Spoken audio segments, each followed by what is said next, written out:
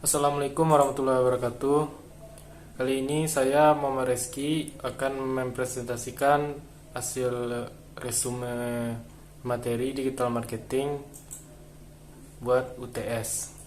Baiklah, untuk yang pertama kita masuk ke agenda. Di sini ada beberapa materi yang akan nanti dijelaskan oleh saya. Yang pertama itu ada pemasaran digital yang berisi definisi, manfaat, dan komunikasi dari pemasaran digital itu sendiri. Dan yang kedua ada analisis pasar online, yang di dalamnya terbagi menjadi dua, yaitu lingkungan mikro dan makro. Yang ketiga, strategi pemasaran digital, yaitu bagaimana kita menyusun, menganalisis, dan menetapkan sasaran untuk pemasaran digital, hingga ke implementasinya. Lalu yang keempat ada dampak media, dampak terhadap produk, harga, tempat, promosi, orang, dan proses hingga bukti fisik. Dan yang terakhir ada platform digital yang berisi tantangan keterlibatan dan manajemen siklus hidup pelanggan. Apa itu digital marketing? Digital marketing dapat didefinisikan dengan mencapai tujuan pemasaran melalui penerapan teknologi dan media digital. Lalu manfaat digital marketing ada 5. Yang pertama, jual atau tingkatkan penjualan, termasuk penjualan online langsung dan penjualan dari offline. Saluran dipengaruhi online. Dicapai melalui yang lebih luas, distribusi ke pelanggan tidak dapat mudah melayani offline, atau mungkin melalui rangkaian produk yang lebih luas daripada di dalam toko atau harga lebih rendah dibandingkan dengan saluran lain. Yang kedua, sajikan.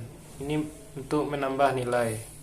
Dicapai melalui pemberian manfaat, tambahan pelanggan online, atau informasikan produk, pengembangan melalui online dialog dan umpan balik. Yang ketiga, bicara dengan lebih dekat dengan pelanggan, membuat dialog dua arah melalui interaksi web seperti forum dan survei, dan melakukan pasar online penelitian melalui survei formal dan informal, memantau percakapan untuk mempelajarinya. Yang keempat, dapat menghemat biaya. Ini dicapai melalui komunikasi email online, transaksi penjualan dan layanan untuk mengurangi staf, biaya cetak, dan ongkos kirim. Tabungan juga diperoleh melalui layanan mandiri, di mana pelanggan menjawab pertanyaan melalui konten online. Lalu yang terakhir, mendesis, yaitu memperpanjang brand online, dicapai melalui penyediaan proposisi baru, penawaran baru, dan pengalaman baru secara online, termasuk membangun komunitas. Konsep komunikasi digital marketing di sini terbagi menjadi 4. Yang pertama yaitu ada media. Di sini maksudnya adalah apapun yang menyampaikan pesan, pembawa pesan, atau metode transmisi dapat dipahami sebagai titik kontak dengan pelanggan. Contohnya ada siaran, yaitu televisi dan radio, ada pers, surat langsung, bioskop, poster, dan digital seperti web, email, dan seluler. Lalu yang kedua ada disiplin, yaitu teknik kerajinan bias terhadap aspek komunikasi pemasaran. Ini secara tradisional dikenal sebagai alat promosi atau elemen yang berbeda dari campuran komunikasi. Contohnya adalah periklanan, pemasaran langsung, hubungan masyarakat, pasar riset, penjualan pribadi, dan masih banyak yang lainnya. Yang ketiga ada saluran atau channel, yaitu penggabungan antara disiplin dengan media. Contohnya yaitu surat langsung, tanggapan langsung TV, merek televisi periklanan. Saluran digitalnya berbagai bentuk pencarian pemasaran, seperti pemasaran afiliasi, dan dapat menampilkan iklan, email pemasaran, media sosial, blog, dan feed. Yang terakhir ada kendaraan. Maksudnya adalah saluran tertentu yang digunakan untuk menjangkau audiens target. Contohnya seperti TV, surat kabar, majalah, radio, dan situs web yang setara. Pencarian berbeda mesin seperti Google Feed atau agregator produk dari pemasok lain seperti supermarket uang juga cocok di sini. Berikutnya analisis pasar online. Di sini terdapat menjadi dua, yaitu ada lingkungan mikro dan lingkungan makro. Di lingkungan mikro ada pelanggan, yang berarti proposisi dan komunikasi digital harus didasarkan pada pelanggan. Maksudnya adalah karakteristik, perilaku, kebutuhan, dan keinginan mereka. Jadi pandangan saya adalah bahwa pemasar harus dimulai dengan pelanggan ketika menganalisis situasi. Yang kedua ada pesaing, yaitu membandingkan proposisi pelanggan dan aktivitas komunikasi terhadap pesaing. Ini dapat mengidentifikasi peluang untuk pendekatan baru dan kegiatan pemasaran digital yang perlu ditingkatkan. Yang ketiga, pemasok. Pemasok mengirimkan barang dan jasa yang dibutuhkan untuk menjalankan aktivitasnya lebih lanjut ke bawah rantai pasokan. Di pasar digital, rantai pasokan dapat mengambil berbagai bentuk, tergantung pada apakah produk fisik atau digital. Aspek paling signifikan dari pemantauan pemasok pemasaran digital adalah dengan hormat pengaruh pemasok terhadap nilai kualitas produk atau layanan yang diberikan ke pelanggan akhir. Selanjutnya ada perantara pemasaran dan pasar pelanggan. Ini termasuk ke dalam analisis pasar, yang merupakan ringkasan pengaruh online utama pada pembelian selama perjalanan pelanggan atau jalan untuk membeli. Kita akan melihat bahwa ada berbagai pengaruh, termasuk pencarian mesin, situs media penerbit, blog, situs, ulasan, dan jejaring sosial, yang semuanya harus dipertimbangkan. Analisis pasar juga melibatkan peninjauan peluang dan ancaman dari media dan teknologi digital, termasuk model bisnis dan pendapatan baru. Lanjut ke lingkungan makro. Lingkungan makro ini jangkauannya lebih luas daripada lingkungan mikro, yang di dalamnya mencakup beberapa kekuatan. Yang pertama ada kekuatan teknologi. Artinya pemasar perlu memahami teknologi dan terminologi digital dan internet. Sebagai kesalahan dapat memiliki konsekuensi yang signifikan. Lalu ada kekuatan ekonomi. Pengaruh ekonomi secara global mempengaruhi tingkat keberhasilan usaha. Kekuatan ekonomi mempengaruhi penawaran dan permintaan, dan akibatnya penting bagi pasar digital untuk mengidentifikasi mana yang pengaruh ekonomi yang perlu mereka pantau. Yang ketiga ada kekuatan politik. Penting bagi pemasar digital untuk menyadari bahwa tindakan politik dilakukan melalui instansi pemerintah untuk mengontrol adopsi internet. Lalu ada kekuatan hukum. Hukum berkembang untuk memberikan kerangka kontrol dan peraturan yang bertujuan untuk memungkinkan individu dan bisnis untuk menjalankan bisnis mereka dengan cara yang legal dan etis. Lalu ada kekuatan sosial. Kekuatan sosial terkait erat dengan budaya dan memiliki implikasi signifikan untuk digital pemasaran. Faktor kunci yang membentuk kekuatan ini adalah komunitas sosial, berdasarkan profil demografis, eksklusi sosial, dan faktor budaya. Lalu yang terakhir ada kekuatan budaya.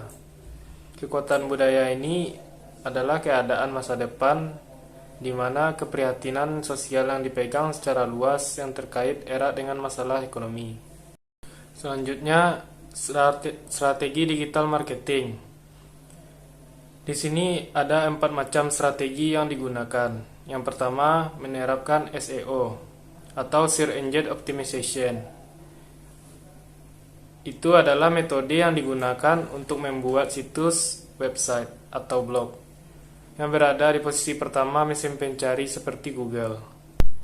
SEO ini bertujuan untuk mengarahkan lebih banyak lalu lintas atau orang menuju ke situs web. Salah satu hal dasar pada praktik SEO adalah mengoptimalkan penggunaan keyword dan pembaruan website. Yang kedua, menggunakan pay-per-click advertising. Pay per click atau yang disingkat dengan PPC adalah model pemasaran internet di mana pengiklan membayar biaya setiap kali iklan mereka diklik. Biasanya iklan tersebut terdapat pada halaman pencarian Google dengan menggunakan layanan Google Ads.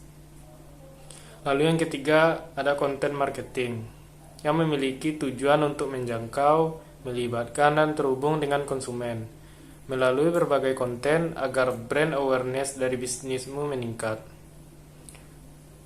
Di sini kita dapat memberikan konten berupa video, artikel pada blog, infografis, dan lainnya. Lalu yang terakhir ada memanfaatkan sosial media marketing. Sosial media marketing adalah penggunaan platform media sosial untuk terhubung dengan audiens, untuk membangun merek dari bisnis kita, meningkatkan penjualan, dan mengarahkan lalu lintas situs web. Dampak media digital dan teknologi. Ada 5 dampak terhadap media digital dan teknologi. Yang pertama, produk. Variabel produk dari bauran pemasaran mengacu pada karakteristik produk, layanan atau merek. Keputusan produk harus diinformasikan oleh riset pasar, di mana kebutuhan pelanggan dinilai dan umpan balik digunakan untuk memodifikasi produk yang sudah ada atau mengembangkan produk baru. Yang kedua, berdampak pada harga. Variabel harga dari bauran pemasaran mengacu pada kebijakan penetapan harga organisasi yang digunakan untuk menentukan model penetapan harga dan tentu saja untuk menetapkan harga produk dan layanan. Yang ketiga, tempat. Variabel tempat dari bauran pemasaran mengacu pada bagaimana produk didistribusikan kepada pelanggan. Biasanya untuk saluran offline, tujuan tempat ini adalah untuk memaksimalkan jangkauan distribusi agar mencapai ketersediaan produk secara luas sambil meminimalkan biaya inventaris, transportasi, dan penyimpanan. Lalu ada promosi. Variabel promosi dari bauran pemasaran mengacu pada bagaimana komunikasi pemasaran digunakan untuk menginformasikan pelanggan dan pemangku kepentingan lainnya tentang organisasi dan produknya, dan berpengaruh terhadap orang, proses, dan bukti fisik. Orang-orang, proses, dan elemen bukti fisik dari campuran tersebut terkait erat dan sering dikelompokkan sebagai elemen layanan. Mereka signifikan karena tingkat layanan yang dirasakan akan berdampak pada loyalitas pelanggan dan kemungkinan mereka merekomendasikan layanan. Selanjutnya, pemasaran hubungan menggunakan platform digital. Di sini ada keterlibatan pelanggan. Yang pertama, manfaat menggunakan ICRM untuk mendukung keterlibatan pelanggan. Menggunakan platform digital untuk pemasaran hubungan melibatkan pengintegrasian basis data pelanggan dengan situs web dan pengiriman pesan untuk membuat hubungan tersebut ditargetkan dan dipersonalisasi. Yang kedua, aplikasi pemasaran ICRM. Sistem ICRM mendukung aplikasi pemasaran seperti otomatisasi tenaga penjualan, manajemen layanan pelanggan, mengelola proses penjualan, manajemen komunikasi pelanggan, dan analisis melalui teknologi seperti gudang data dan pendekatan. Lalu yang ketiga, teknologi dan data CRM. Teknologi database adalah inti dari penyampaian aplikasi CRM ini. Seringkali database dapat diakses melalui situs intranet oleh karyawan atau extranet oleh pelanggan, atau mitra yang menyediakan antarmuka ke seluruh manajemen hubungan pelanggan sistem. 3 jenis utama data pelanggan disimpan sebagai tabel di pelanggan database untuk CRM biasanya. Yang pertama itu ada data pribadi dan profil. Ini termasuk detail kontak dan karakteristik untuk pembuatan profil pelanggan, seperti usia dan jenis kelamin, ukuran bisnis, sektor industri, dan peran individu dalam keputusan pembelian. Yang kedua ada data transaksi. Ini ada catatan setiap transaksi pembelian termasuk produk tertentu yang dibeli, jumlah, kategori, lokasi, tanggal dan waktu, serta saluran tempat yang dibeli. Yang ketiga, komunikasi data.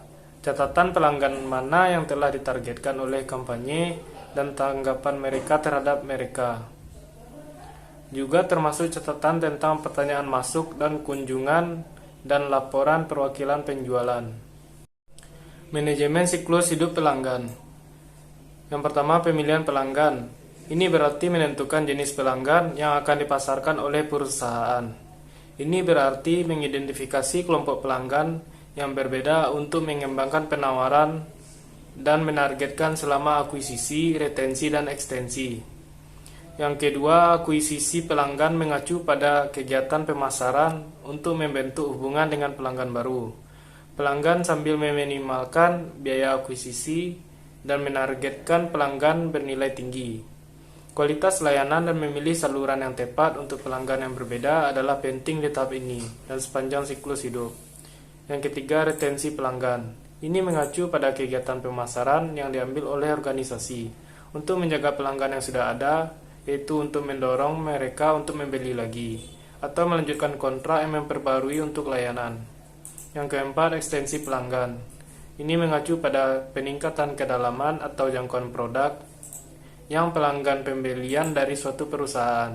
Ini sering disebut sebagai pengembang pelanggan. Sekian dari saya untuk presentasi kali ini. Terlebih, terkurang saya mohon maaf. Wassalamualaikum warahmatullahi wabarakatuh.